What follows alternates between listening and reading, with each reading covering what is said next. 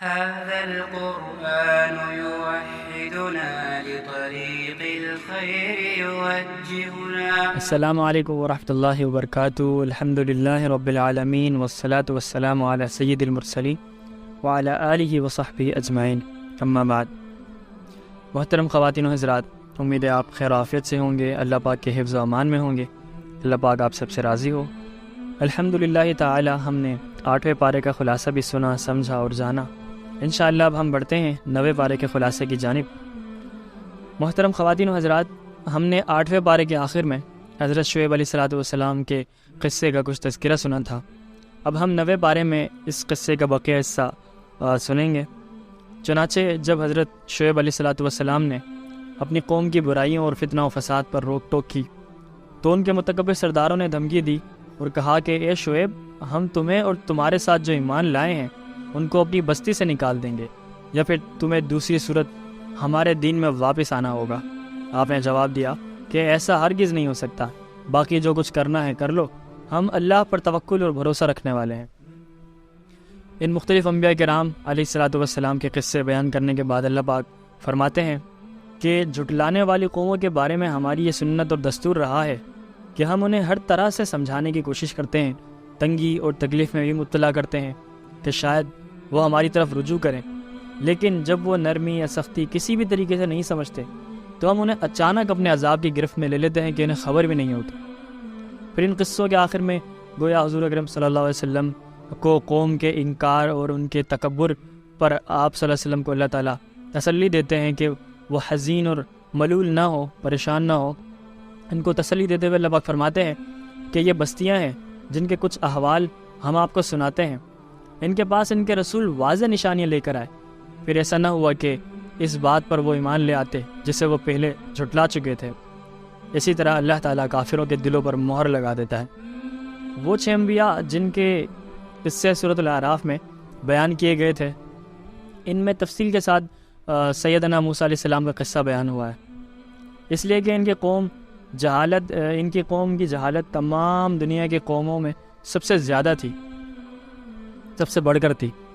اور آپ کی مخاطب قوم میں ایسا فرد بھی تھا جو خدائی کا دعوے دار بھی تھا، یعنی کہ فرعون. موسیٰ علیہ السلام کی جو قوم تھی اس میں ایسا فرد بھی تھا جو کہ خدائی کا دعویٰ کرتا تھا، اپنے آپ کو رب کہلاتا تھا. آپ کو جو معجزات عطا کیے گئے تھے سیدنا موسیٰ علیہ السلام کو، وہ بھی تمام انبیاء کرام کے معجزات کے مقابلے میں زیادہ واضح اور روشن تھے. خاص طور پر عصا اور ید بیضا کا جو معجزہ تھا جو موسیٰ علیہ السلام کو دیا گیا تھا، یہ 2 ایسے معجزے تھے کہ جن کا انکار کرنے کے لیے دل کے اندھوں کو بھی خاصے تعصب اور ضد و عناد سے کام لینا پڑتا تھا، بہت ڈھیٹ پن سے کام لینا پڑتا تھا.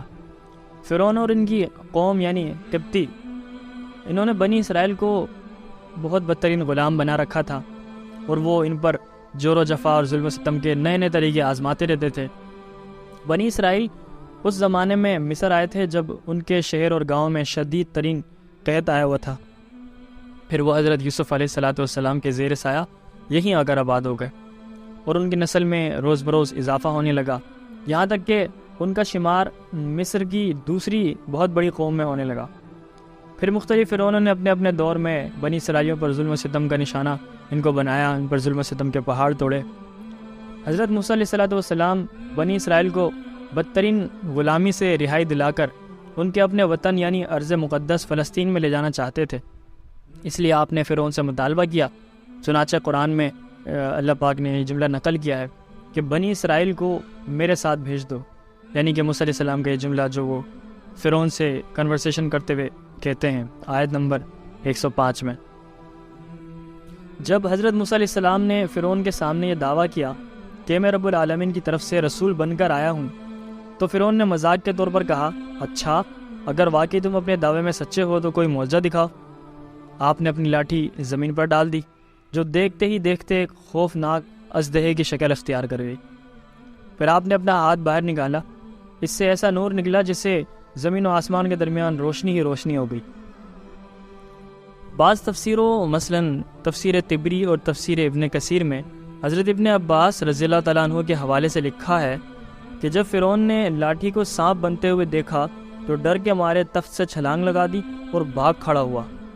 پھر اسے یہ ڈر لائق ہو گیا کہ کہیں لوگ حضرت موسیٰ علیہ السلام پر ایمان نہ لے آئیں اس لیے اس نے اپنے مشیران خاص سے کہا کہ یہ تو کھلا جادوگر ہے جو تمہارے اس ملک پر قبضہ جمانا چاہتا ہے، لہذا تم مجھے مشورہ دو کہ کیا کرنا چاہیے۔ انہوں نے کہا، ہمارے ملک میں بڑے بڑے ماہر جادوگر موجود ہیں، ان سب کو جمع کر لیا جائے تاکہ وہ ایک مجمع عام کے سامنے موسیٰ کو شکست فاش دے دیں اور لوگ ان پر ایمان نہ لائیں۔ چنانچہ یہی کیا گیا۔ ایک مخصوص میدان میں معین دن میں مصر کے ہزاروں لوگ جمع ہو گئے۔ ساحروں اور جادوگروں کے جواب میں حضرت موسیٰ علیہ السلام نے اپنا معجزہ دکھایا تو جادوگر سب کے سب بے اختیار سجدے میں گر گئے۔ انہوں نے ایمان قبول کر لیا۔ ان کے ایمان نے فرعون کو پاگل کر دیا۔ وہ جادوگر ایمان لائے تو فرعون سیخپا ہو گیا اور وہ گالم گلوچ پر اتر آیا۔ لیکن ان 9 مسلموں کے دل کی گہرائیوں میں ایمان کی جڑ چند لمحوں میں ہی اس قدر پیوست ہو گئی تھی کہ فرعون کی دھمکیاں ان کے پائے استقامت میں لغزش پیدا نہ کر سکی، ان کو کمزور نہ کر سکی۔ فرعون اور ان کی قوم کی جانب سے حضرت موسیٰ علیہ السلام کی دعوت کے جواب میں مسلسل تکبر، سرکشی، انکار، ظلم و ستم کا سلسلہ جاری رہا، یہاں تک کہ اللہ تعالیٰ نے انہیں ایک کے بعد ایک مختلف عذابوں اور آزمائشوں میں مبتلا کر دیا۔ اللہ نے ایسا طوفان بھیجا جس سے ان کی کھیتیاں تباہ ہو گئیں، ٹڈیوں کے دل آئے جو درختوں کے پتے تک چٹ کر جاتے تھے، اس قدر چچڑیاں پیدا ہو گئی کہ انہوں نے جمع شدہ غلے کو ناقابل استعمال کر دیا۔ مینڈکوں کی کثرت ہو گئی، بات کرنے کے لیے منہ کھولتے تو مینڈک منہ کی طرف چھلانگ لگاتے، ان کی نہروں، کنووں، مٹکوں کا پانی خون میں تبدیل ہو گیا۔ یہ عذاب ایک کے بعد ایک آتے رہتے تھے۔ جب کوئی عذاب آتا تو موسیٰ علیہ السلام کے سامنے وہ ان کی قوم، قبطیوں کی قوم، آوزاری اور عہد و اقرار کرتے ہوئے آتے کہ اگر اللہ تعالیٰ نے عذاب سے نجات دے دی تو ہم ایمان لے آئیں گے، لیکن جب عذاب ٹل جاتا تو وہی کچھ کرنے لگتے جو پہلے کرتے آ رہے تھے۔ یوں ہوا کہ اللہ تعالیٰ نے بنی اسرائیلیوں کو فرعون کے عذاب سے نجات دی اور حضرت موسیٰ علیہ السلام انہیں رات کی تاریکی میں مصر سے لے کر نکل گئے۔ فرعون اور اس کے لشکریوں نے ان کا تعاقب کیا۔ سامنے دریائے نیل تھا، پیچھے فرعون اور اس کے لشکری تھے۔ تو موسیٰ علیہ السلام نے دریائے نیل پر اپنا عصا مارا اور دریا نے راستہ بنا دیا۔ موسیٰ علیہ السلام اپنی قوم کے ساتھ دریا پار کر گئے۔ فرعون بھی جب دریا پار کرنے لگا تو دریا نے اس کو اور اس کے لشکریوں کو غرق کر دیا، اور اس طرح فرعون کا قصہ تمام ہوا۔ جب بنی اسرائیلیوں کو فرعون سے آزادی نصیب ہوئی تو دستور زندگی کی ضرورت محسوس ہوئی، ایک منظم نظام کی، ایک شریعت کی ضرورت محسوس ہوئی جس پر چلتے ہوئے، جس پر عمل کرتے ہوئے اپنی زندگی کو خوبصورت بنایا، اللہ تعالیٰ کے فرما بردار بن کر رہے ہیں۔ تو اللہ تعالیٰ نے اپنے نبی حضرت موسیٰ علیہ السلام کو کوہ طور پر بلایا، وہاں آپ نے 40 روزے رکھے، پھر آپ کو اللہ تعالیٰ نے ہم کلامی کا شرف عطا کیا اور دستور زندگی کے طور پر تورات بھی عطا کی۔ اور آپ علیہ السلام جب کوہ طور پر تھے تو پیچھے بنی اسرائیلیوں نے یہ حرکت کی کہ ایک سامری جادوگر کے بہلانے پھسلانے پر بچڑے کی عبادت کرنی شروع کر دیں۔ آپ علیہ السلام واپس تشریف لائے تو آپ کو ان کی مشرکانہ حرکت سے بے پناہ دکھ ہوا اور غصہ آیا۔ دراصل اسرائیلی عجیب قوم تھے، قدم قدم پر پھسل جاتے تھے، وعدہ خلافی کرتے تھے، احکام الہیہ کا مذاق اڑاتے تھے، ان میں تعویل اور تحریف کرتے تھے، کتابوں کو ایڈٹ کرتے تھے۔ انہیں حکم دیا گیا کہ بیت المقدس میں سر جھکا کر داخل ہونا، مگر وہ سر اٹھا کر اور گھسٹتے ہوئے داخل ہوئے، اور انہیں کہا گیا کہ ہفتے کے دن اللہ کی عبادت کے سوا کچھ نہ کرنا، مگر وہ ہیلے بہانے سے مچھلی کا شکار کرنے لگے۔ ان کے سروں پر کوہ طور اٹھا کر توریت پر عمل کا وعدہ لیا گیا، مگر وہ اپنے وعدے کو نبھانے میں ناکام رہے۔ یہ تمام واقعات سورہ اعراف میں بہت تفصیل کے ساتھ مذکور ہے۔ جب بنی اسرائیلیوں سے وعدہ لینے کا ذکر ہوا تو اسی کی مناسبت سے 12ویں رکوع میں بتایا گیا کہ عالم ارواح میں، عہد الست میں، تمام انسانوں سے بھی اللہ تعالیٰ نے حکموں کی تعمیل کا وعدہ لیا تھا، مگر اکثر انسانوں نے اس کو فراموش کر دیا۔ اس کے بعد سورت کے اختتام تک جو اہم مضامین مذکور ہیں آئیے جانتے ہیں۔ سب سے پہلے بلعم بن باعورہ کا قصہ ہے، جسے علم و شرف عطا کیا گیا تھا، لیکن بدبخت نے اپنے علم کو دنیا کے چند سکوں اور سنگریزوں کے عوض فروخت کر دیا۔ اس کا قصہ آیت نمبر 178، 175 اور آیت نمبر 7 میں بھی ہے۔ اس قصے سے ہمیں یہ عبرت حاصل ہوتی ہے کہ عمل اور اعلیٰ اخلاق کے بغیر خالی خولی علم اللہ کے ہاں کسی کام کا نہیں۔ اس لیے عرب شاعر نے کیا خوب کہا ہے، لو کان فی العلم من دون التقی شرف لکان اشرف خلق ابلیس۔ اگر تقوی کے بغیر علم میں کوئی شرف اور کمال ہوتا تو اللہ تعالیٰ کی مخلوق میں شیطان سب سے زیادہ معتبر اور معزز ہوتا۔ محترم خواتین و حضرات، کفار چوپاؤں کی طرح ہیں، کیونکہ وہ اپنے دل و دماغ میں محترم خواتین و حضرات آگے فرماتے ہیں کہ کفار چوپاؤں کی طرح ہیں کیونکہ وہ اپنے دل و دماغ، آنکھوں اور کانوں سے فائدہ نہیں اٹھاتے، جس کا نتیجہ یہ نکلتا ہے کہ وہ ایمان سے محروم رہتے ہیں۔ جو لوگ عقل اور دماغ کو دین کے لیے استعمال کرتے ہیں وہ دیوانے ہیں، جو آیت الہیہ نہیں سنتے وہ اندھے ہیں، اور جو انہیں نظر بصیرت سے نہیں دیکھتے وہ اندھے ہیں۔ یہ قرآن نے کہا ہے۔ آگے اللہ پاک فرماتے ہیں کہ اللہ پاک کفار کو اس دنیا میں مہلت دیتا چلا جاتا ہے، یہاں تک کہ ایک وقت ایسا آتا ہے کہ انہیں اچانک پکڑ لیتا ہے۔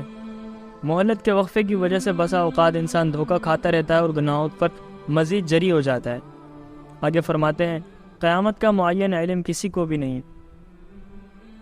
معزز خواتین و حضرات، اللہ تعالیٰ نے حضرت محمد صلی اللہ علیہ وسلم کو اخلاق کریمانہ اختیار کرنے کا حکم دیا اور فرمایا آپ عفو اختیار کریں اور نیک کام کرنے کا حکم دیں اور جاہلوں سے کنارہ کشی اختیار کریں۔ اس مختصر آیات میں وہ اعلیٰ اخلاق آ گئے ہیں جنہیں اختیار کرنے کی اسلام ہمیں دعوت دیتا ہے، اور ان برے اخلاق سے بچنے کی بھی تلقین آ گئی ہے جن سے بچنا ایک نیک انسان کے لیے بہت ضروری ہے۔ سورہ اعراف کی ابتدا بھی قرآن کریم کی عظمت کے بیان سے ہوئی تھی، اور پھر اس کا اختتام بھی قرآن کی تعظیم اور ادب و احترام کے بیان پر ہوتا ہے۔ فرمایا گیا جب قرآن پڑھا جائے تو اسے توجہ سے سنو اور خاموش رہو تاکہ تم پر رحم کیا جائے۔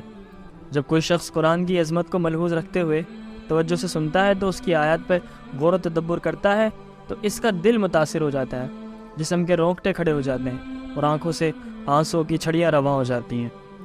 اس کے بعد سورہ انفال شروع ہوتی ہے۔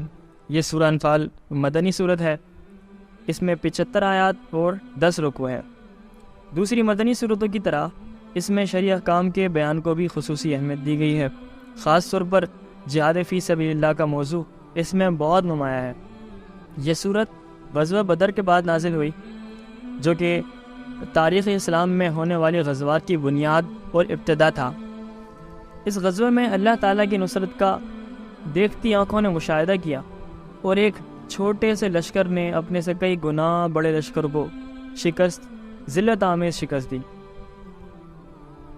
اس صورت کی ابتدا مال غنیمت کا حکم بیان کرنے سے ہوئی ہے، کیونکہ اس کی تقسیم کے بارے میں مسلمانوں میں بہت اختلاف ہو گیا تھا۔